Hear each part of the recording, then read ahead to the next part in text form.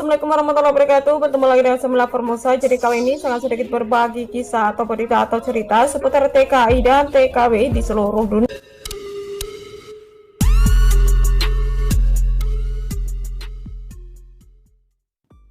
Kasihan TKW asal Indramayu ini dipulangkan atau dideportasi. Tidak cuma itu, dia juga didenda sekitar 21 juta rupiah. Berikut kronologinya. Seorang pekerja migran Indonesia atau PMI yang bekerja sebagai TKW asal Indramayu, Jawa Barat ini dideportasi dari Hong Kong.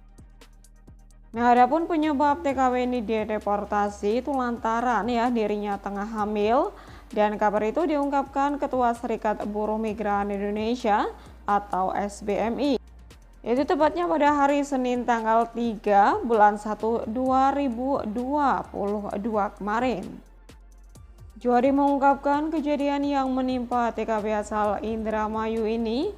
Beliau dideportasi terjadi pada Maret 2021 lalu.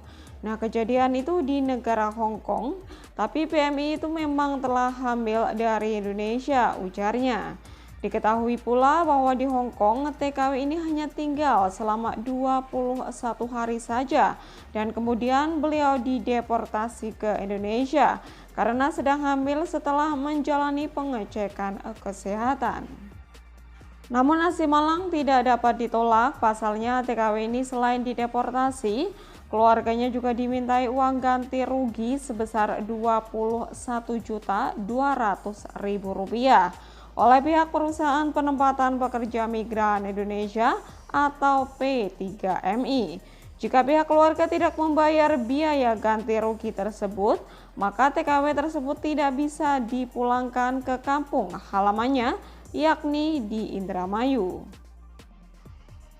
Karena merasa tidak mampu untuk membayar biaya ganti rugi dari pihak P3MI, yaitu sekitar Rp21 juta, suami TKW itu meminta bantuan pendampingan dengan menyampaikan aduan ke Dewan Pimpinan Cabang SBMI Indramayu, yaitu untuk membantu mendampingi permasalahannya, ujar Juwari. Dari kejadian tersebut, Juwari menduga bahwa pihak P3MI telah melakukan perbuatan melawan hukum atau kejadian terhadap kemerdekaan orang dengan menahan kepulangan TKW tersebut. Hal ini sesuai dengan sebagaimana perintah dari Undang-Undang Republik Indonesia Nomor 18 Tahun 2017 tentang Perlindungan Pekerja Migran Indonesia, tambahnya. Nah, di sini saya tidak menyebutkan nama ya, pakai inisial saja, sebut saja Mbak L ya. Jadi Mbak L ini berangkat ke Hong Kong itu sekitar bulan Mei lalu, di mana beliau baru bekerja selama 21 hari. Nah, biasanya kan kalau kita baru datang ke Hong Kong, kita kan melakukan check up ya.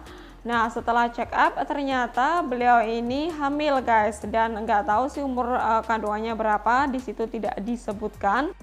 Nah, akhirnya beliau meminta pulang dan majikan juga menyetujui untuk memulangkan Mbak L ini. Tapi dengan syarat beliau harus mengganti rugi atau membayar denda ganti rugi ke pihak PT yang memberangkatkan beliau, yaitu sekitar Rp21 juta guys.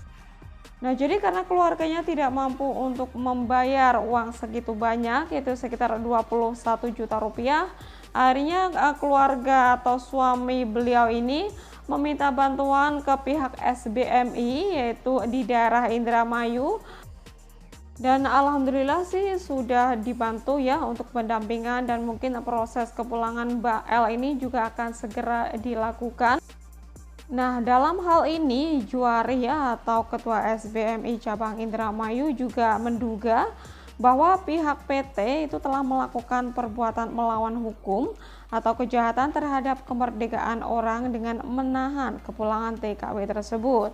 Yaitu hal ini sesuai dengan sebagaimana perintah dari Undang-Undang Republik Indonesia Nomor 18 Tahun 2017 tentang Perlindungan Pekerja Migran Indonesia ya. Jadi Memang kalau misalkan ada kasus-kasus seperti ini, kita tidak usah takut ya untuk meminta bantuan kepada pihak-pihak tertentu atau shelter ya, atau pihak perwakilan begitu. Ya memang banyak sekali kejadian seperti ini ya guys, di mana kita itu kalau misalkan kita sudah terbang atau berangkat ke luar negeri dan di sana kita ada masalah atau kesandung masalah, itu biasanya pihak PT itu nggak mau tahu, mereka pasti minta ganti rugi ya untuk keberangkatan kita.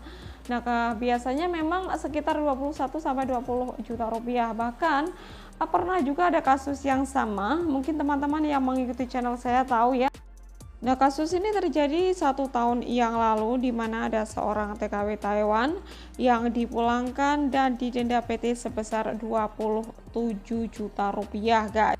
Nah, waktu itu mungkin banyak sekali yang tidak tahu atau belum tahu bagaimana caranya untuk meminta pendampingan atau bantuan atau perlindungan begitu guys. Jadi ya mau tidak mau mbaknya ini ya membayar uang tunai sebesar 27 juta.